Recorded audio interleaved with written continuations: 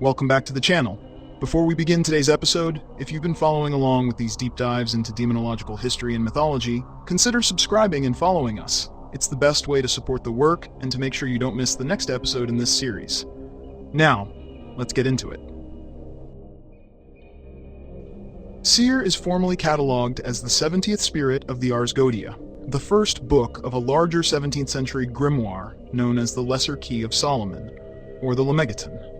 This text presented itself as a comprehensive manual of 72 demonic spirits, each recorded with their rank, their appearance, their office, and the legions they commanded.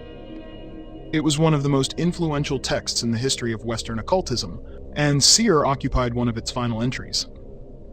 The demon is also recorded under alternate spellings Seer, Seer, and Seir. This is a spirit who carries with him an unusual reputation. A prince of hell known not for cruelty, not for destruction, but for speed, abundance, and a character described in the grimoire record itself as being of an indifferent good nature. That description, rare among his peers, placed Seer in a category all his own. The name itself is telling. Seer is derived from the Hebrew word transliterated as sha'ar, a term that carried multiple meanings within its language of origin. Scholars of Semitic languages identified it as meaning gate, remainder, residue, or threshold. Each of those meanings held a quiet resonance with Seer's role in demonological lore. He is understood as a spirit standing at the edge of things, at the crossing point between the visible world and the invisible, between the place where a thing is and the place where it needs to be.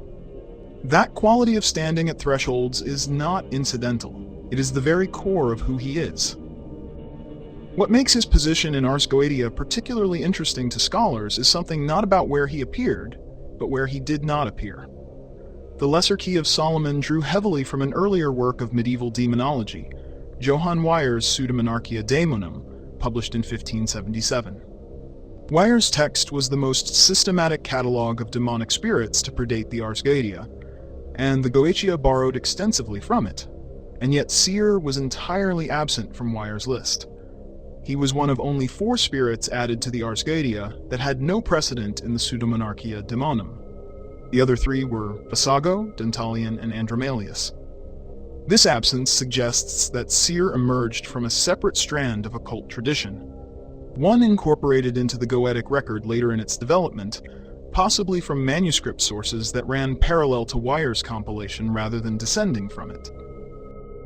The most widely referenced description of Seere came directly from the 1904 Mathers edition of the Ars Goetia itself. The entry read, open quote, "The 70th spirit is Seer, Seer, or Seir. He is a mighty prince and powerful under Amaimon, king of the East." Close quote.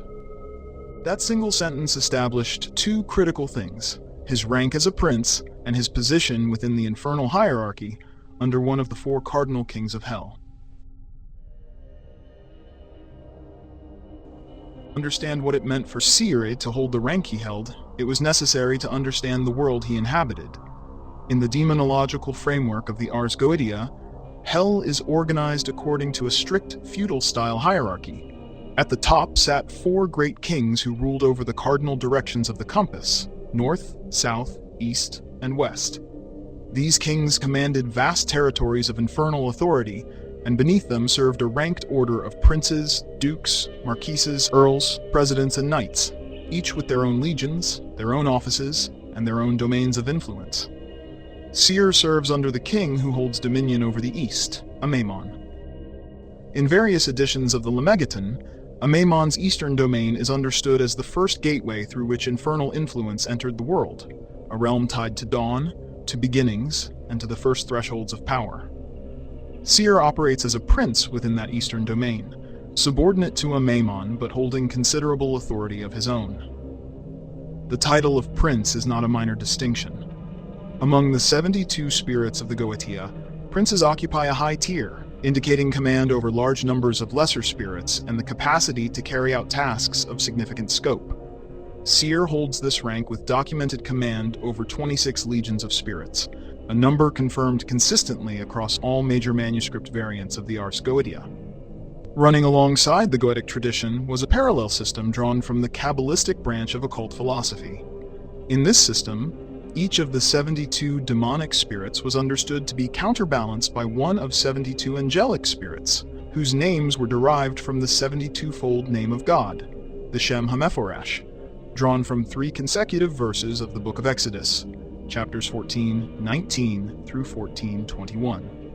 Each verse contained exactly 72 letters in the original Hebrew, and when one letter was taken from each verse in a precise pattern, they formed 72 3-letter divine names, the names of 72 angelic princes.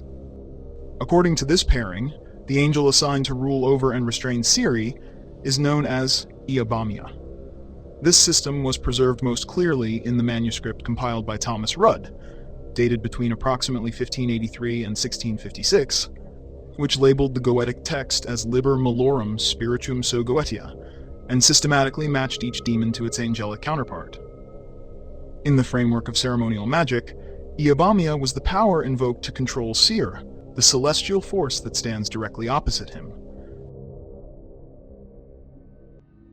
When Seere is said to manifest, he does so in a form that is, by the standards of the infernal catalog, striking in its elegance. The Ars Goetia recorded that he appeared in the form of a beautiful man, riding upon a winged horse. That visual description was deliberately precise, and every detail carried symbolic weight within the tradition that produced it.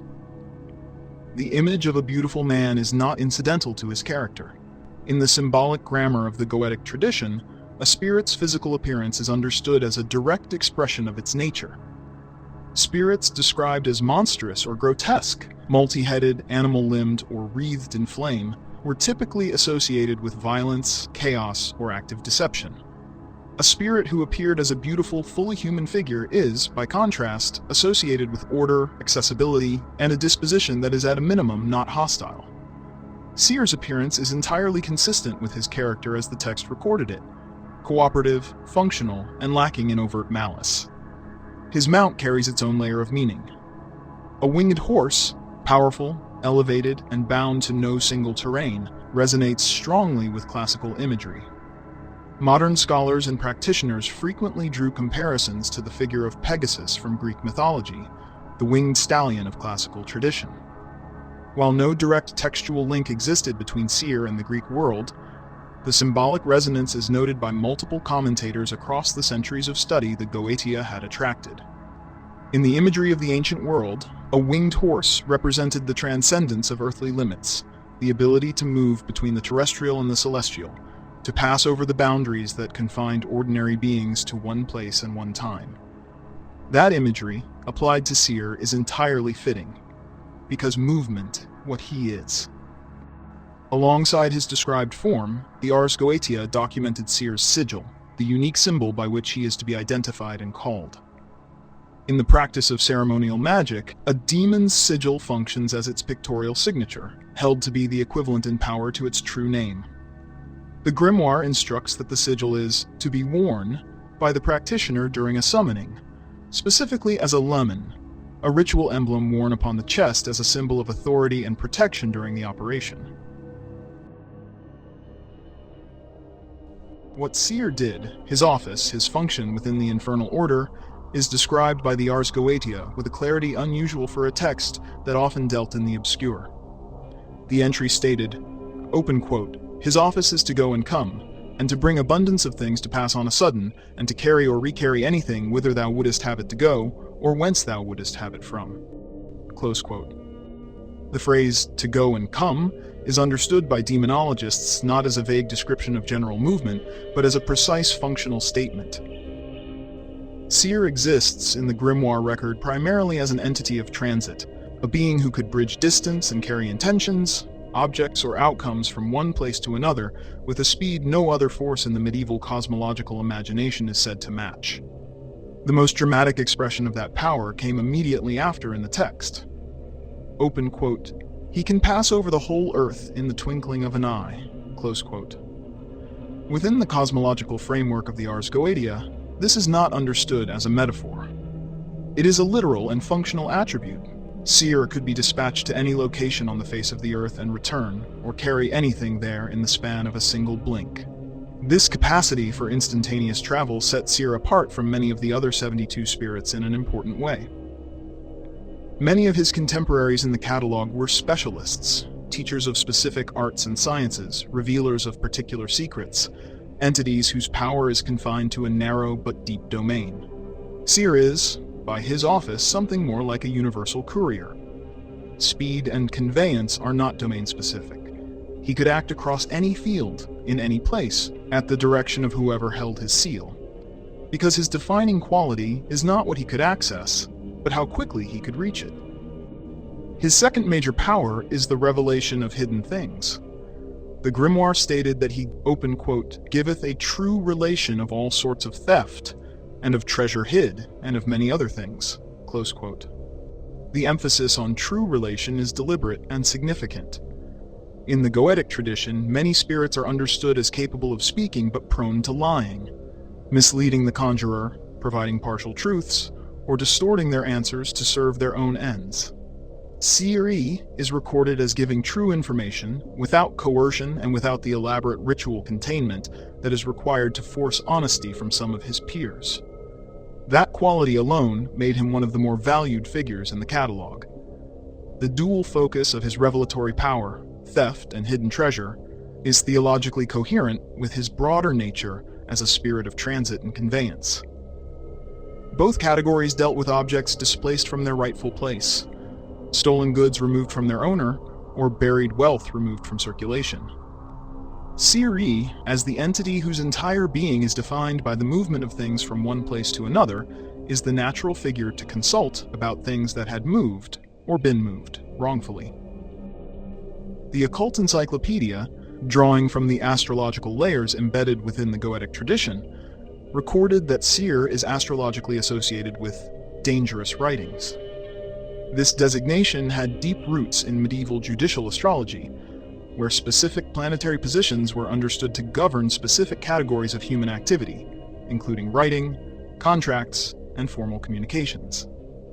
The association likely reflected Seere's capacity as a revealer of hidden things extending into the domain of documents, secret records, concealed contracts, written evidence of crimes.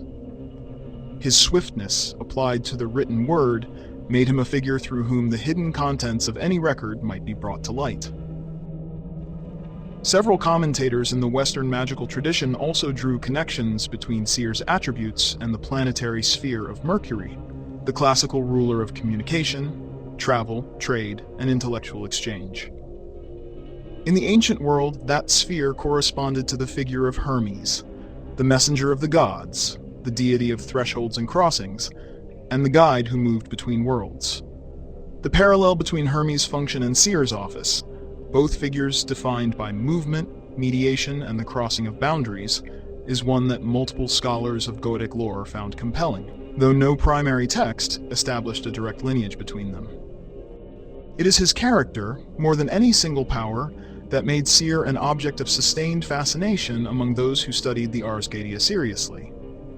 The grimoire stated plainly, open quote, "He is of an indifferent good nature and is willing to do anything which the exorcist desireth," close quote. The word indifferent here did not carry its modern meaning of uncaring or disengaged.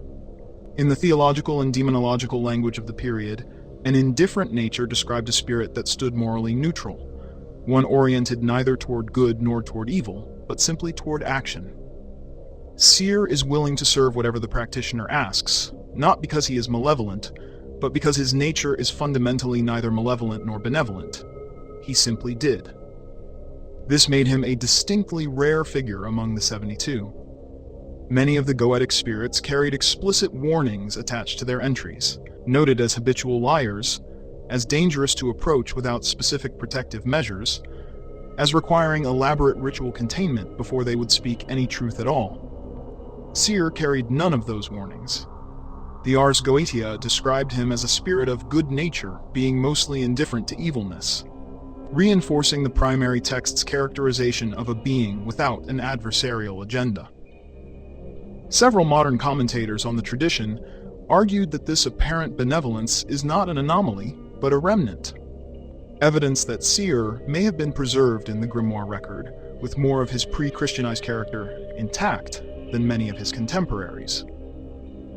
Many of the 72 spirits had been reinterpreted through the lens of Christian demonology, their original identities reshaped into adversarial figures to fit the theological demands of the tradition that cataloged them.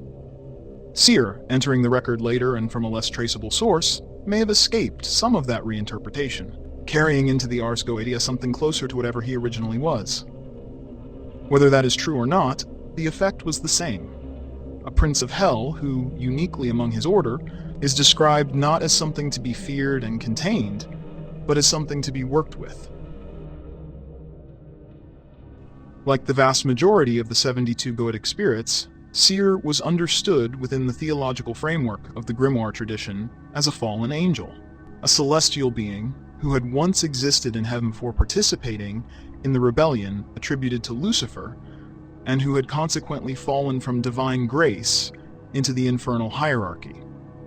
Within that fallen angel framework, later demonological commentary associated Seere with the angelic choir known as the Virtues, one of the 9 traditional orders of angels in Christian angelology.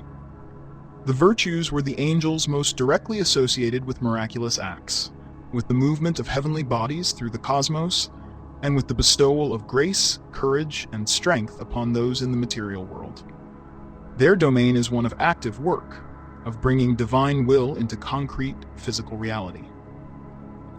The symbolic coherence between that former celestial function and Seere's recorded demonic office was striking. A being once responsible for miraculous movement, for carrying divine will across the face of creation, had retained, in his fallen state, the very same attribute, but it is now applied to mortal requests rather than divine ones. The power to traverse the entire earth in an instant, to carry anything to any place at the conjurer's direction, appears as a dark echo of what he had once been, a virtue of heaven, made swift in service of something else entirely. The grimoire tradition did not record the specific nature of Seere's participation in the heavenly rebellion. Unlike some other Goetic spirits whose original celestial roles were documented in the wider theological and pseudepigraphical literature, Seere's pre-fall history remains sparse. He arrived in the Ars Goetia already catalogued as a prince of hell, his celestial past present only as an implication embedded in the broader theological structure that surrounded him. Every one of the 72 spirits of the Ars Goetia was placed, by the mythology of the tradition, within the same foundational story, the legend of King Solomon's binding. According to this tradition, Solomon, gifted with a divine seal ring granted to him by heaven, summoned all 72 spirits, compelled them each in turn to submit to his authority, and sealed them within a brass or bronze vessel inscribed with magical symbols. That vessel was then said to have been cast into deep waters near Babylon, keeping the spirits sealed and prevented from acting freely in the world. Seere was among those bound. After Solomon's death, the legend continued, Babylonian philosophers discovered the vessel during excavations near Solomon's tomb. Believing it to contain a great material treasure, they broke it open. The 72 spirits were released, and each returned to the position in the infernal hierarchy it had held before Solomon's binding. Seere returned to his place as a prince under Aemon, commanding his 26 legions once more. This legend was preserved in the introductory material of the Lesser Key of Solomon tradition, and appeared in variant forms across multiple related Solomonic manuscripts. Within this framework, every summoning of a Goetic spirit, including Seere, was understood as an act that invoked Solomon's prior authority. The practitioner who held Seere's sigil and spoke the correct divine names was not approaching him as a supplicant. They were approaching him as the inheritor of a power that had already, once, compelled him to submit. The sigil was the token of that authority. Without it, Seere is under no obligation to appear or cooperate. With it, the foundational act of Solomon's binding provided the theoretical basis for the operation. Every spirit in the Goetic tradition, regardless of its power, was subject to a fundamental vulnerability: its subjugation to the divine names and to the authority of a conjurer who wielded them correctly. Seere was no exception. His cooperation during a summoning was contingent on the proper use of his sigil, the correct invocation of the divine names established in the broader Lemegetan framework, and the counterbalancing presence of the angel Iabamia, whose authority in the Kabbalistic pairing system was specifically assigned to restrain him. Remove any of those elements and the foundation of the operation collapsed. Interestingly, the Ars Goetia did not list specific vulnerabilities unique to Seere in the way that some of its entries did for other spirits. The silver ring required when summoning Amaimon, for instance, or the triangle of containment without which Furfur would never speak truth. Seere's entry carried no such special precautions. His comparatively cooperative and non-deceptive nature may have been the reason. Where other spirits required elaborate containment to prevent harm or deception, Seere apparently required only that the standard conditions of a properly conducted operation be met. His alignment beneath Amaimon was itself a structural constraint, embedded in the very nature of the infernal hierarchy he inhabited. As a prince subject to the authority of the King of the East, Seere operated within a chain of command. Whatever authority the conjurer exercised over him operated within, and was ultimately bounded by, the greater authority of Amaimon above him. And then there is the matter of dangerous writings. The astrological designation attached to Seere by the occult encyclopedic tradition, that he signified writings of a dangerous character, carried with it an implicit warning that the primary text itself left unstated. A spirit whose domain touched contracts, documents, and the written record was a spirit whose cooperative influence could still manifest in ways that carried risk. The written word, formalized as agreement or record, had the power to bind in ways that long outlasted the moment of its creation. In working with a spirit associated with that domain, the conjurer entered territory where the instruments of communication could become instruments of constraint, regardless of how agreeable the spirit himself may have been. And so we arrive at the full portrait of Prince Seere, as the historical record preserved him, a mighty prince of the infernal East, commanding 26 legions, capable of crossing the entire earth in a single instant, truthful where others deceived, cooperative where others resisted, and clothed in a beauty that the grimoire tradition associated not with danger, but with harmony. He arrived in the demonological record late, without the deep biographical roots of some of his contemporaries, and yet what was recorded of him was consistent, precise, and in the context of the tradition it came from, extraordinary. He is not what most people imagined when they thought of a demon. He did not destroy, he did not deceive. He simply moved across the whole face of the earth in the twinkling of an eye, carrying whatever needed to be carried to wherever it needed to go. And that brings this episode to a close. Prince Seere, the 70th spirit of the Ars Goetia, is, in many ways, the quiet exception in a catalog built around extremes. A prince defined not by what he threatened, but by what he could do, and by a character that the grimoire, unusually, saw fit to call good. Thank you for listening all the way through. If you find this episode worthwhile, please consider sharing it with someone who you think would appreciate this kind of. And when you're ready, come back and join us for the next episode, where we continue through the mythology and texts of these figures one by one.